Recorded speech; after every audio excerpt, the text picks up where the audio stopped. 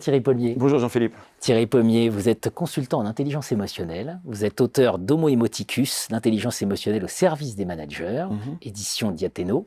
Voilà. Vous êtes double docteur, vous êtes docteur au carré. Hein. Oui, docteur au carré.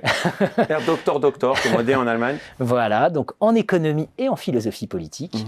Et votre programme de recherche, c'est de déconstruire l'Homo economicus et ses conséquences que vous jugez parfaitement néfastes, voilà, pour reconstruire sur la base d'Homo emoticus, gouverné par 4 émotions fondamentales, la peur, l'envie, l'admiration, la gratitude, de repenser finalement la vie en organisation et plus généralement en société. Oui, alors en plus, on ne remplace que ce qu'on...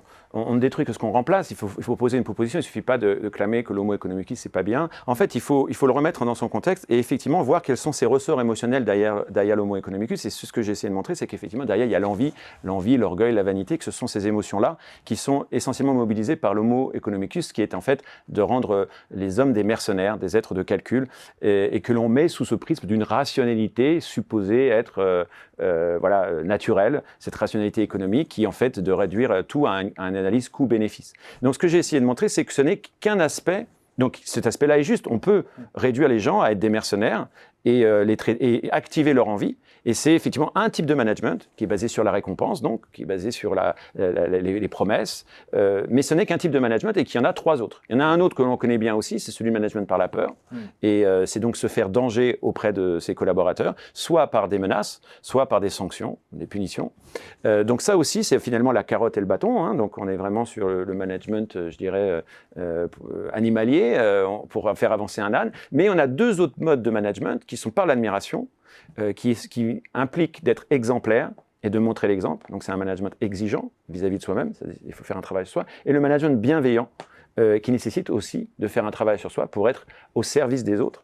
Et donc ne pas être servi ou se faire servir, mais servir les autres, ce qui est le principe même d'un chef ou d'un ministre. Ministre, ça veut dire serviteur. Et donc, quand on est au-dessus, c'est pour servir la communauté, et ce n'est pas pour être servi par la communauté. Et donc, c'est être un don pour sa communauté, pour enfin, évidemment, susciter un capital de gratitude.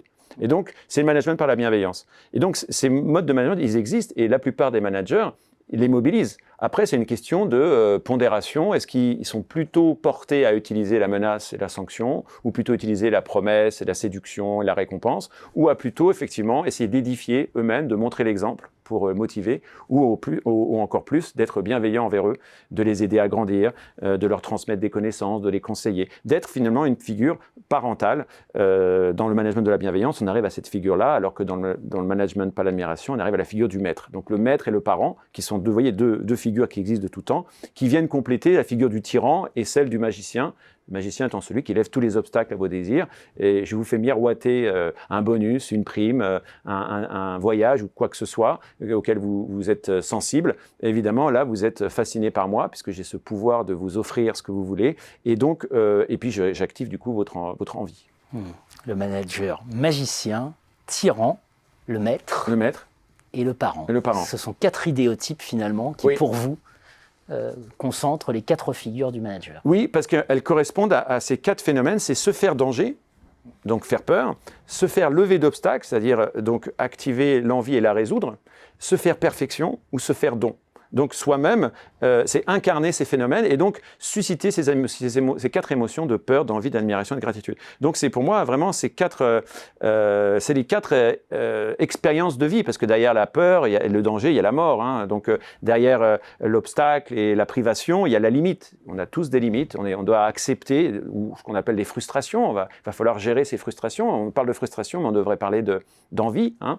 Il y a une théorie d'ailleurs de sciences sociales sur la relative deprivation, donc frustration relative, qui est une théorie sur l'envie. Et puis, il y a l'admiration, c'est un rapport, c'est l'expérience de la beauté, et l'expérience du don, c'est l'expérience de l'amour. Donc, on est, vous voyez, sur ce que j'appelle les 4 points cardinaux de l'existence, la beauté, l'amour, la mort, la limite. C'est un peu notre condition humaine qui se retrouve activée à travers ces 4 phénomènes et ces 4 émotions. C'est pourquoi je les mets au premier rang, et avant les autres émotions de joie, de tristesse, de colère, qui en découlent, en fait. Très, très souvent. Presque 500 pages pour aller beaucoup plus loin, pour comprendre Homo emoticus et surtout les conséquences pour repenser peut-être le management. En tout cas, très loin de la figure du seul Homo economicus qui aujourd'hui est dans toutes les têtes. Oui, et du salarié mercenaire et du manager, magicien, absolument. Merci Thierry Paulmier. Merci Jean-Philippe.